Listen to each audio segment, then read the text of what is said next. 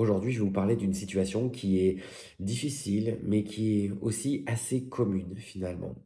C'est quand tu es en couple, quand tu es bien dans ta vie, quand tu es installé, etc., et que tu tombes sur quelqu'un. Sur quelqu'un qui va te donner des frissons, te provoquer ce qu'on appelle, vous savez, ces petits papillons dans le ventre, et tu vas commencer à penser à cette personne de façon obsessionnelle. Elle va te hanter. Si ça va un petit peu plus loin, les échanges, que tu as son numéro, tu vas commencer à attendre ses messages. Et puis tu vas y penser même quand tu es chez toi, quand tu es au travail, la nuit, tu vas en rêver. Et là, c'est la panique.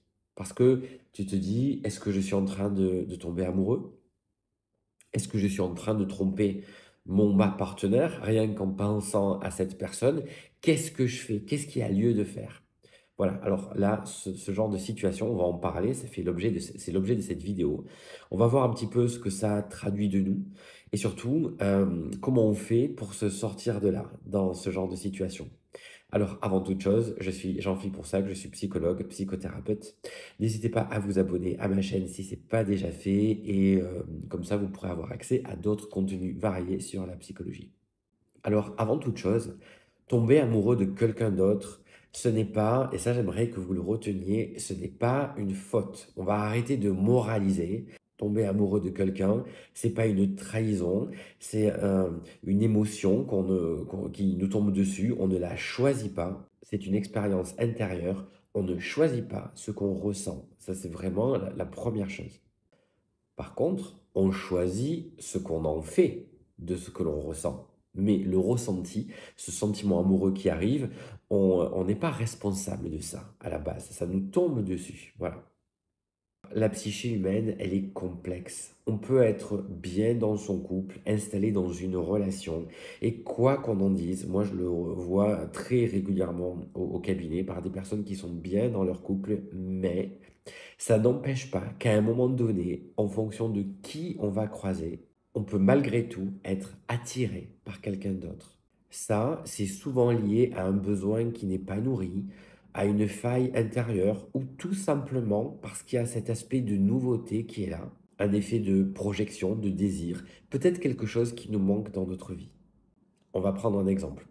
Euh, on va dire que tu es en couple, tu es en couple depuis 5 ans, dans une vie qui est tranquille, pépère, etc., installée, plutôt conventionnelle.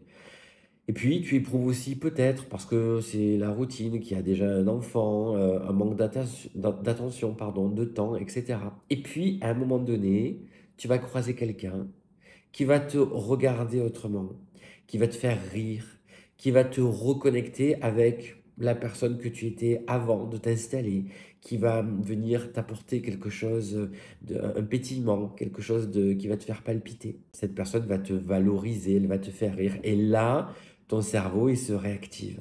Ton cœur s'emballe. Et pour autant, est-ce que c'est de l'amour, ça? Est-ce que c'est de l'amour ou est-ce que c'est une quête inconsciente de reconnexion avec une part de toi-même que tu as pu oublier? Alors, ce sentiment, là, amoureux, naissant, qu'est-ce qu'il dit de toi? Plutôt que de le fuir ou de le diaboliser, ce sentiment, c'est important, comme toute émotion finalement, de le regarder en face et de se dire finalement, qu'est-ce que ça vient me raconter aujourd'hui dans ma vie? Est-ce que ce sentiment amoureux que je suis en train que je suis en train de ressentir, euh, est-ce que c'est pas un message? Est-ce que la vie n'essaye pas de me transmettre quelque chose là? Alors, pour y voir plus clair dans un premier temps, euh, c'est possible de se poser ces questions. Il faut se poser ces questions. D'abord, qu'est-ce que je ressens exactement? Est-ce que c'est un coup de cœur? Est-ce qu'il y a un profond attachement? Est-ce que je suis en train de m'emballer tout simplement? Ensuite, deuxième question, qu'est-ce que cette personne vient réveiller en moi? Est-ce que c'est un besoin de reconnaissance, un besoin de liberté, une part de moi que j'ai oubliée? Est-ce que cette personne me reconnecte avec mon ancien moi? Qu'est-ce qu'elle réactive en moi? Et enfin, troisième question, qu'est-ce que ça dit de mon couple actuel? Est-ce qu'il y a un manque? Est-ce qu'il y a un besoin que je n'ose pas exprimer ou que je n'ose pas affronter? Est-ce que c'est le signe que quelque chose s'essouffle ou au contraire, est-ce que je peux le voir comme un test en ce moment? Voilà, ces questions-là, il faut arriver à se les poser, c'est important. Qu'est-ce que je ressens exactement? Qu'est-ce que cette personne réveille en moi? Qu'est-ce que ça vient raconter, cette émotion, sur mon couple actuel? Quelque chose qui est important à garder en tête, c'est que vous n'êtes pas obligé de choisir dans la précipitation. Beaucoup de personnes, quand cela leur arrive, se sentent obligées de prendre des décisions, tout devient très urgent. Ça veut dire que, tiens, je suis amoureux, donc ça veut dire que mon couple est foutu. Non, on n'est pas obligé de réagir dans l'urgence. Souvent, ça je l'ai souvent évoqué dans d'autres vidéos, quand les émotions nous submergent, oui, quand elles bouillonnent en nous, eh bien, elle se caractérise également par une urgence. Il faut répondre vite aux choses. Non, là, il faut prendre du temps, bien évidemment, du recul, c'est important. Il est possible de ressentir sans agir, il est possible de prendre son temps. De la même manière, c'est peut-être le moment d'explorer ses émotions. Et si j'explore mes émotions et si je prends le temps d'explorer tout ça, ça ne veut pas dire que je trompe, ça ne veut pas dire que je fuis, c'est qu'à un moment donné, je regarde en face et j'accueille ce sentiment amoureux. De la même manière que lorsqu'on travaille sur les émotions avec les personnes, eh bien, c'est important qu'elles comprennent que les émotions, que ce soit de la colère, de la tristesse, etc., ces émotions, elles, on doit les accueillir. Elles ont quelque chose à nous raconter. Voilà, on n'est pas là pour, on ne doit pas les fuir ni les contrer. On est là dans un premier temps pour les accueillir. Ben là, c'est pareil. Parfois, cette introspection, elle suffit.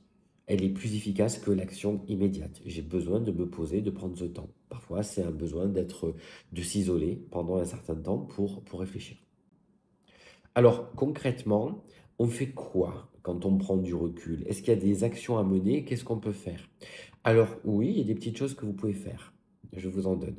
La première, c'est, alors moi, je suis très, j'aime bien passer par l'écrit. Ça ne convient pas à tout le monde, mais en tous les cas, je m'en voudrais de ne pas vous le donner.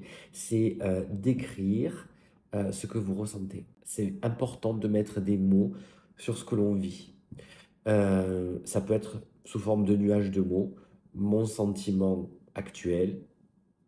Ça peut être des mots comme vibration, liberté, joie, etc., etc. Ça peut être tout ça. Des fois, rien que le fait d'écrire ce que l'on ressent apporte du sens ou un éclaircissement par rapport à la vie actuelle que l'on mène. Ça vient interroger finalement nos besoins. Est-ce que je suis vraiment à ma place dans ce couple? Qu'est-ce qui manque? À quel moment je me suis un petit peu éteint ou éteinte, etc. En tout cas, que vous écriviez frustration, joie, vide, etc. L'écriture, c'est vraiment un miroir sincère. Donc, c'est toujours un exercice intéressant. Ensuite, c'est important d'observer son couple avec sincérité, de faire un petit peu le point, de se dire, est-ce qu'il y a aujourd'hui encore dans mon couple de la curiosité mutuelle? Est-ce qu'il y a de l'intimité? Est-ce qu'il y a du désir? Est-ce qu'il y a de la communication, du partage? Est-ce qu'il est possible, par exemple, en ce moment, de partager sa confusion avec son ou sa partenaire, sans forcément aller parler de la rencontre, mais est-ce qu'on peut parler sincèrement, se poser? Est-ce qu'il est possible de dire à son ou à sa partenaire, j'ai l'impression qu'on s'est un peu perdu, en ce moment je me pose des questions, ça fait longtemps qu'on ne rit plus ensemble, etc. Voilà. Est-ce que ça c'est possible d'en discuter? C'est important de prendre ce temps d'observer son couple avec beaucoup de sincérité, d'honnêteté. Après, c'est le piège principal, mais ça, en général, on s'en aperçoit assez vite. C'est important de ne pas idéaliser cette nouvelle personne. L'effet de la nouveauté nous rend souvent aveugles et on est un petit peu dans l'idéalisation de cette personne parce qu'elle est rigolote, parce qu'elle nous comprend, etc. Et oui, on est connecté par la rencontre, par cette immédiateté, par ce côté nouveauté, on a envie de se découvrir, donc on est vraiment focalisé sur l'autre et l'autre est focalisé sur nous, bien évidemment, comme on l'était avec notre partenaire au départ. Et des fois, ça se perd un peu. Mais justement, c'est important de ne pas se laisser aveugler par cet effet de nouveauté. Il ne faut pas oublier que l'amour naissant, c'est souvent une illusion, une projection, c'est pas un engagement sincère. Ou du moins, pas encore. Si c'est vraiment compliqué, c'est important d'aller voir un professionnel et de pouvoir en parler. Alors vous allez dire, il prêche pour sa paroisse. Certes, c'est vrai. J'ai souvent des personnes qui sont dans cette situation et qui viennent me voir. Je ne sais plus lequel choisir. Je suis perdu entre ma relation qui date d'il y a longtemps et cette personne qui me semble être la bonne personne. Je suis perdu. Et souvent, le fait de discuter avec quelqu'un de neutre va nous permettre de vérifier, de voir si on est bien aligné avec nos valeurs, où on en est, de faire le point sur qui on est, sur la personne qu'on est devenue, sur nos besoins, sur tout un tas de choses, parfois qu'on n'arrive pas à objectiver quand on est face à soi-même, devant le miroir ou avec ses amis, parce que les amis ils nous connaissent bien et ben, justement, ils n'ont pas cette neutralité. En conclusion, ce que je veux que vous reteniez, c'est que tomber amoureux de quelqu'un d'autre quand on est en couple, c'est pas quelque chose de rare, c'est quand même assez fréquent, plus que ce que l'on croit.